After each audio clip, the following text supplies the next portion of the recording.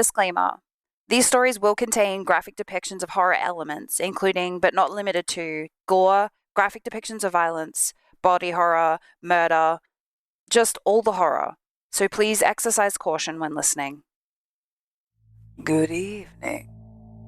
Welcome to Sniper's Creepy Crypt, the spookiest place in the here and there, the place between where you're coming from and where you might never leave.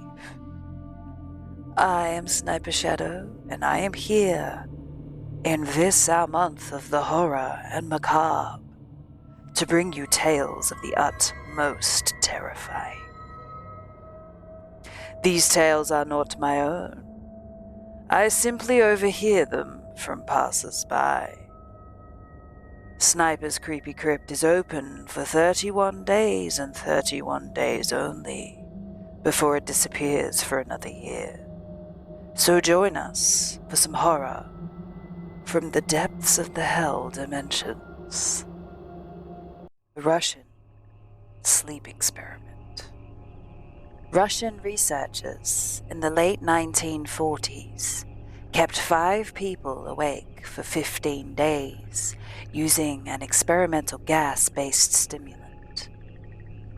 They were kept in a sealed environment to carefully monitor their oxygen intake, so the gas didn't kill them, since it was toxic in high concentrations. This was before closed-circuit cameras, so they had only microphones and 5-inch thick glass porthole-sized windows into the chamber to monitor them.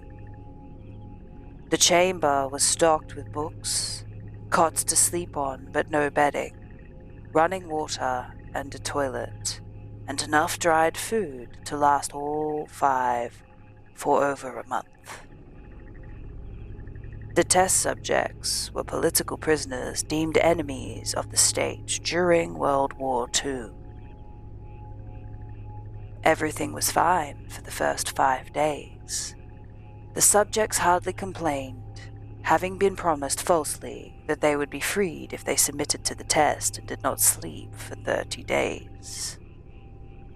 Their conversations and activities were monitored, and it was noted that they continued to talk about increasingly traumatic incidents in their past, and the general tone of their conversation took on a darker aspect after the 4-day mark. After 5 days, they started to complain about the circumstances and events that led them to where they were, and started to demonstrate severe paranoia. They stopped talking to each other and began alternatively whispering into the microphones and the one-way mirrored portholes. Oddly, they all seemed to think they could win the trust of the experimenters by turning over their comrades, the other subjects in captivity with them. At first, the researchers suspected this was an effect of the gas itself. After 9 days, the first of them started screaming. He ran the length of the chamber repeatedly, yelling at the top of his lungs for 3 hours straight.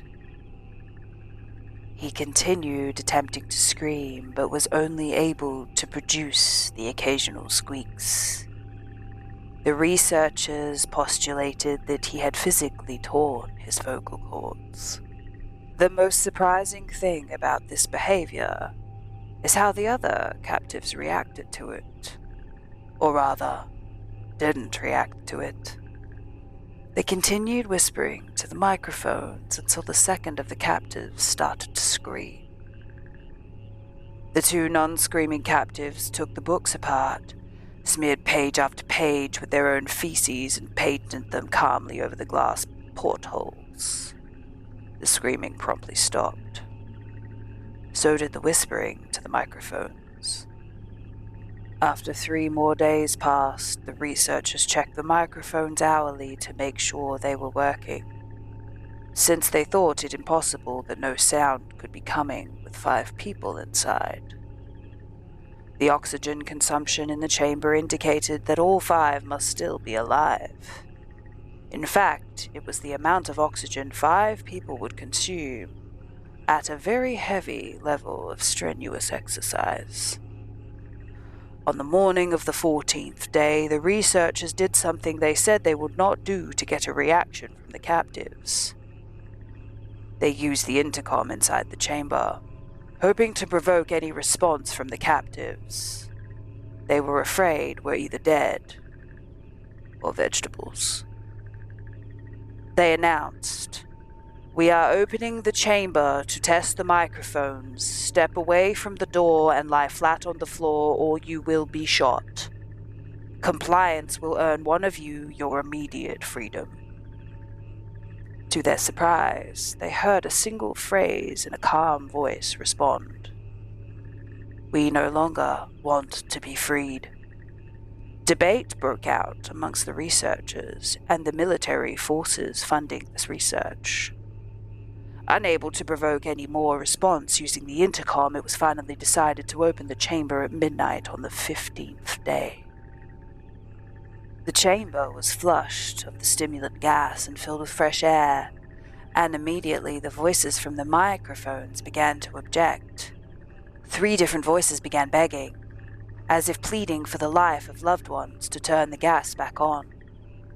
The chamber was opened, and the soldiers sent in to retrieve the test subjects. They began to scream louder than ever, and so did the soldiers when they saw what was inside. 4 of the 5 subjects were still alive, although no one could rightly call the state that any of them in life. The food rations past day 5 had not been so much touched. There were chunks of meat from the dead test subjects' thighs and chests stuffed into the drain in the center of the chamber, blocking the drain and allowing 4 inches of water to accumulate on the floor. Precisely how much of the water on the floor was actually blood was never determined. All 4 surviving test subjects also had large portions of muscle and skin torn away from their bodies.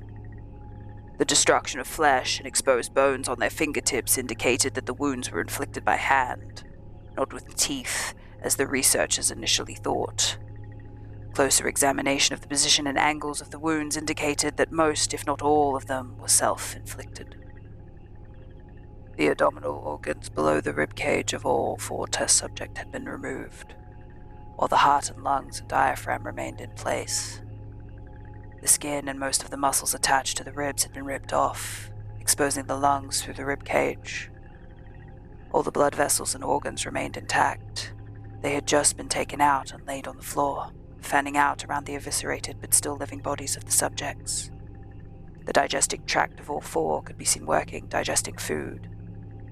It quickly became apparent that they were digesting their own flesh that they had ripped off and eaten over the course of days. Most of the soldiers were Russian special operatives at the facility, but many refused to return to the chamber to remove the subjects. They continued to scream, to be left in the chamber, and ultimately begged and demanded that the gas be turned back on, lest they fall asleep. To everyone's surprise, the test subjects put up a fierce fight in the process of being removed from the chamber. One of the Russian soldiers died from having his throat ripped out. Another was gravely injured, having his testicles ripped off, an artery in his leg severed by one of the subject's teeth. Another 5 of the soldiers lost their lives, if you count the ones that committed suicide in the weeks following the incident. Struggle. One of the 4 living test subjects had his spleen ruptured, and he bled out almost immediately. The medical researchers attempted to sedate him, but this proved impossible. He was injected the more than 10 times the human dose of morphine derivative and still fought like a cornered animal, breaking the ribs and arm of one of the doctors. Heart was seen to beat for a full 2 minutes after he had bled out to the point where was more air in his vascular system than blood. Even after it stopped, he continued to scream and flail for another 3 minutes, struggling to attack anyone within reach and just repeating the words "more" over and over, weaker and weaker, until finally he fell silent. These surviving test subjects were heavily restrained and moved to a medical facility. The 2 with intact vocal cords continuously begging for the gas demanded to be kept awake. The most injured of the 3 was taken to the only surgical operating room the facility had, In the process of preparing the subject to have his organs placed back within his body, it was found he was effectively immune to sedative they had given him to prepare him for the surgery. He fought furiously against the restraints when the anesthetic gas was brought out to put him under. He managed to tear most of the way through the 4-inch wide leather strap on one wrist, even though the weight of a 200-pound soldier was holding that wrist as well. It took only a little more anesthetic than normal to put him under, and the instant his eyelids fluttered closed, his heart stopped. In the autopsy of the test subject died on the operating table, it was found that his blood had triple the normal levels of oxygen. His muscles that were still attached to his skeleton were badly torn, and he had broken 9 bones in his struggle not to be subdued. Most of them were from the force of his own muscles had exerted on them. The second survivor had been the first of the group of the 5 to start screaming. His vocal cords destroyed, he was unable to beg or object to surgery. He only reacted by shaking his head violently in disapproval when the anesthetic gas was brought near him. He shook his head, yes, when someone suggested reluctantly they try surgery without anesthetic, and did not react for the entire 6-hour procedure of placing his abdominal organs and attempting to cover them with what remained of his skin. The surgeon presiding stated repeatedly that it should have been medically impossible for the patient to still be alive. One terrified nurse assisting the surgery stated that she had seen the patient's mouth curl into a smile several times whenever his eyes met hers. When the surgery ended, the subject looked at the surgeon and began to wheeze loudly, attempting to talk while struggling. Assuming this must be something of drastic importance, the surgeon had a pen and pad fetched so the patient could write his message. It was simple. Keep cutting.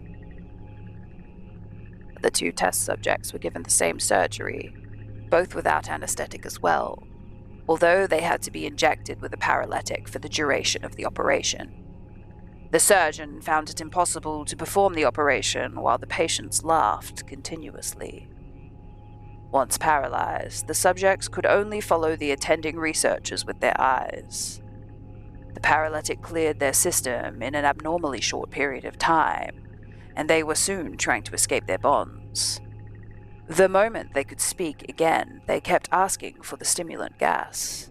The researchers tried asking why they had injured themselves, why they had ripped out their own guts, and why they wanted to be given the gas again.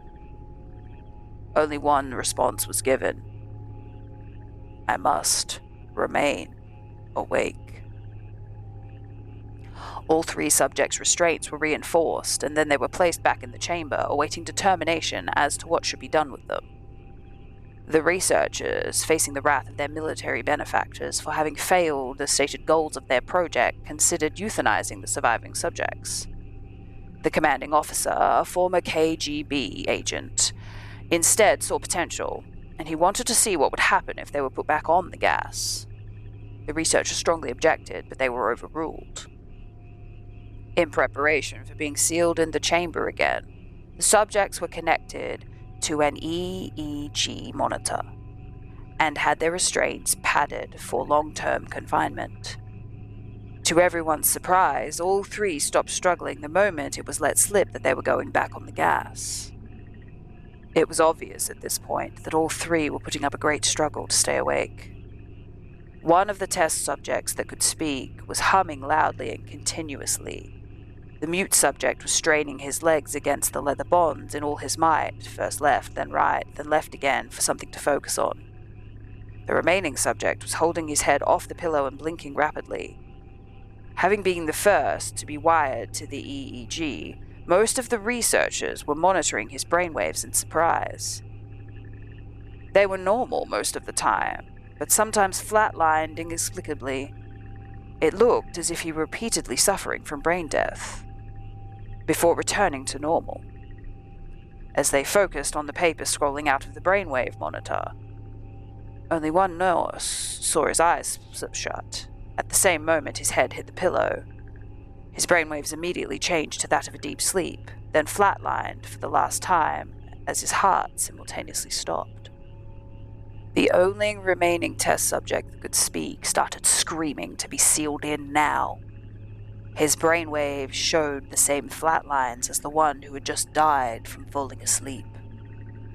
The commander gave the order to seal the chamber with both subjects inside, as well as 3 researchers. One of the named 3 immediately drew his gun and shot the commander point blank in the eyes, then turned the gun on the mute subject and blew his brain out as well. He pointed the gun at the remaining subjects, still restrained to a bed, as the remaining member of the medical research teams fled the room. "I will not be locked in here with these things. Not with you," he screamed at the man strapped on the table. "What are you?" he demanded. "I must know." The subject smiled. "Have you forgotten so easily?" the subject asked. "We are you. We are the madness that lurks within you all, begging to be free at every moment in your deepest animal minds. We are what you hide from in your beds at night. We are what you sedate into silence and paralysis when you go to the nocturnal haven where we cannot tread." The researcher paused, then aimed at the subject's heart and fired. The EEG flatlined as the subject weakly choked out. "So, really, free." That concludes our tale for today. Return tomorrow for another horror-filled experience. Wherever you come from and wherever you're going, thank you for spending some time here with us at Sniper's Creepy Crypt. Remember, traveler, eyes ahead, don't look back. Until next time, good night and good luck.